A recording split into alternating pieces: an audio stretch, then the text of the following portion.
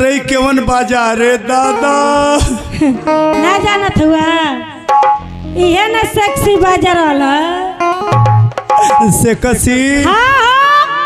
तब भुआलपुर का लइका टैक्सी चला दिए सु ए करमाई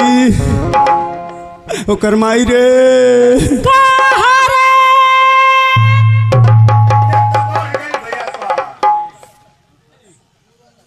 ये मर्दवा कैसे बोलत ही ओकर मम्मी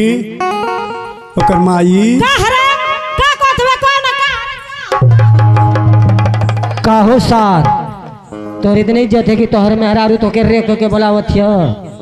मऊगड़े बड़ा सार जना था कि कोनो सारवा चढ़ावत ह हमार न बनी भी गरीबी है ने माई का बरखी मना के जाई बो देश बे कहलवा के ओकर मम्मी ओकर माई दो गाला बा अरे हम तो आर हो हई हो अरे जो जब रहला तब रहला बना हुए मऊगा अरे मऊगा ना रे तोरी माई बाबू को खोजल सौदा है अपन मुंह देख ले ओहो एही मुहवा पर तोर बाप और तोर भाई पगड़ी गिरौले रहे अरे तब कहे रे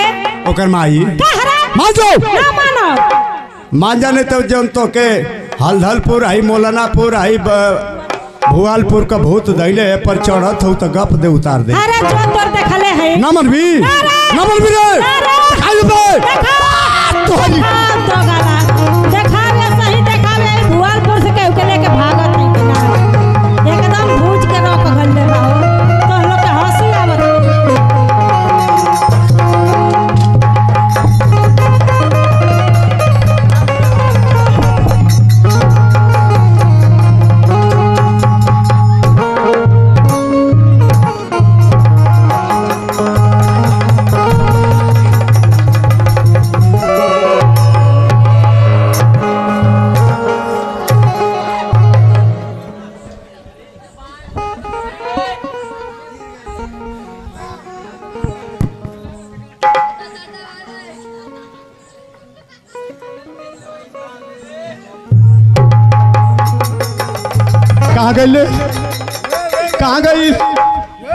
कहाँ गई तोरी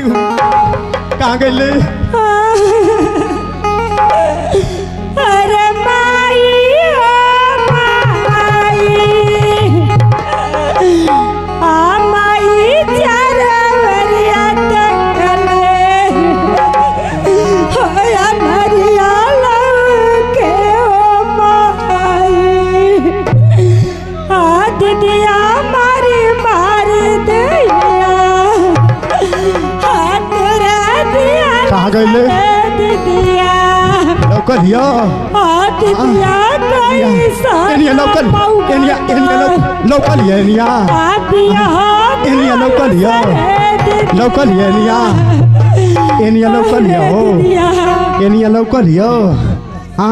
लौकल भैया एनिया कहाँ गई करी एनिया लौकल हो भैया लोग चुप रहा महारानी ढो चुप रहा महारानी। अरे बाप रे बाप ई मार कैसे सोहतारी रे हर जइया। अरे हम के तो दोगला जर्सी सांड ने अपना बाद समय सांसे रुक गई रे। अरे हर जइया देश का वाला कहीं का बदमाश कहीं का ते दुनिया में तो ही मेहरारू हई। अरे तू तो गांव का जितने पानी ने घोर के पी खली रे। जैसे ही दोगली बाप वो सहाय दोगला बा घोड़ा बा। अरे माई तो के मोने ना भावत हो ते गांव में बड़ा छुटहड़ पड़ल हम क्यों को लेके भाग जो। अरे हरे सोकना पोकना सोकना पोकना रे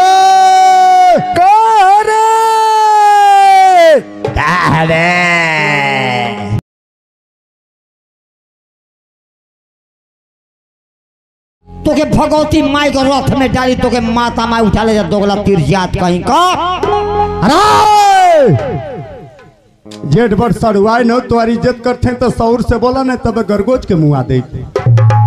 2 मिनट लगी जहाँ गरगोजली की अबे अखिया दतवा निकाल देबो।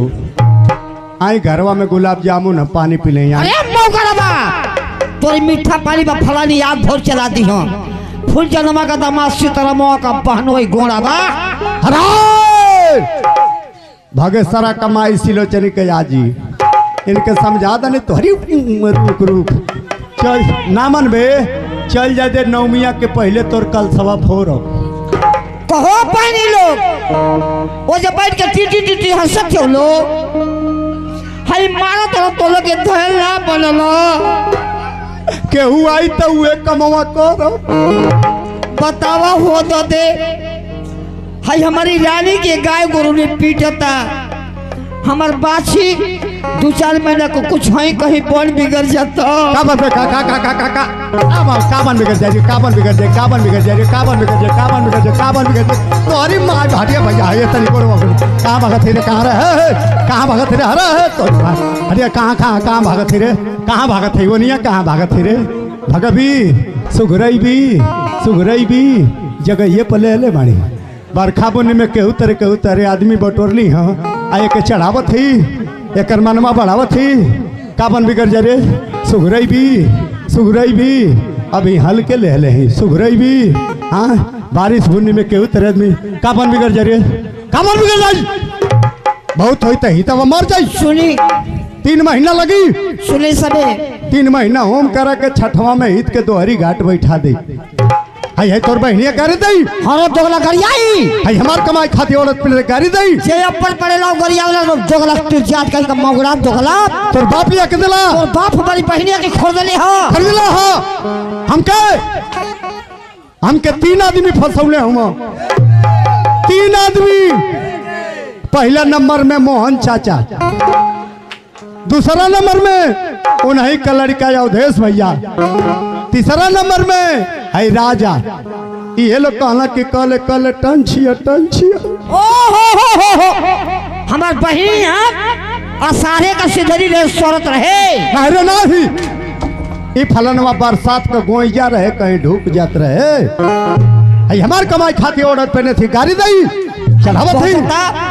भूसरई कमाई खाते औरत ये पहनतिया भूसरई भी तो चल जाते उनके भी होश करब तब तो के शुरू कर हमारी बहन को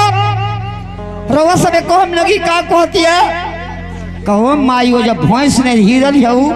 हई भतार से मरोलू के हमर चुत्तर गोइठल ये फूल गल हमारी बहन का 3 बरस हो गल गौना बिया भेदे ये दोगला को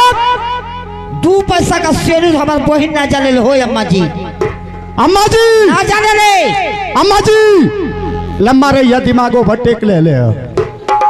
आई तोर बहनी हमार कमाई से न जाने ले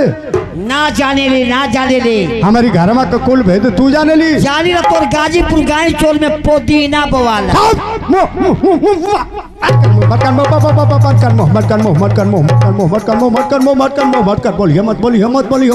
बोलिए मत एकदम तोर बहनी हमार कमाई से न जाने ले रे बोल तोरी बहन का बोल तोर बहनी हमार कमाई से न रुक चल जाते तो के अबे शुरू करब अरे तो गला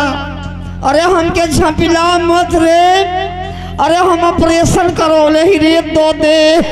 तो यही कर मैले हम टकवा तेर देव रे बोबो तोर बहनी हमार कमाई से न जाने ले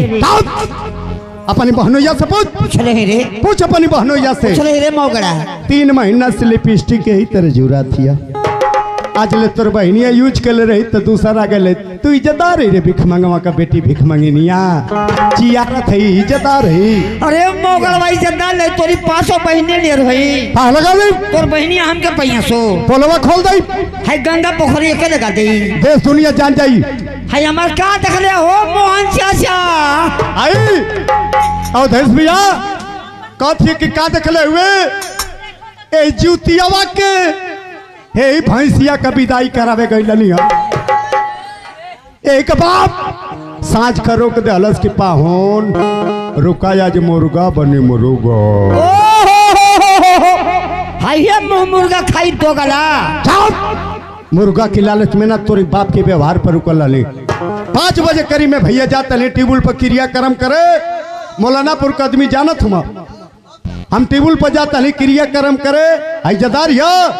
अरे अपने मौसी की लड़का से बजड़ा में पकड़ाई रहे हो अरे माई आई हो दादे अरे हमारी इज्जत गई हो प्रधान जी हाँ एक मौसी का लड़का रहे ही तब एकर का लगी हाँ मैं कर बहनोई रही काहे बर्दाश्त लो जल्दी लजा गईली नीचे वाला लड़का के गिरे भी खाली तोप के तोहरी रुका रुका रुका रुका चल जादा ना ये सरकार रउआ सभी कहब के ऐसा नहीं हुई ये देखिए रउआ सभी कहब के ऐसा नहीं हुई जिंदगी में से कबो हम काम ना कैली कबो ना खाली 4-5 गो कबो ना हम तो खुद भीम चर्चा में रहीला भीम चर्चा में बहकावा दे के शिव चर्चा में भोलेनाथ का रुद्राज का कंठी सुबह का टाइम रहे पुरानिया माई का तबीयत खराब रहे माई हमार कहली के बहनी 3 दिन का गोबर बिटूर का ले जा खेते फेंक किया वो सही बात हुआ आप लोग के बीच ये बात के बीच में झूठ ना बोलो ये गोबर फेंकला कहाँ सीखिया सवेरे के चलावे सवेरे सांझ दोपहरिया तीनों टाइम गोबरे फेंक के आज कमजोर हो गई मौका पाई वही कोनों में फेंक दी अरे मौका बात तो गया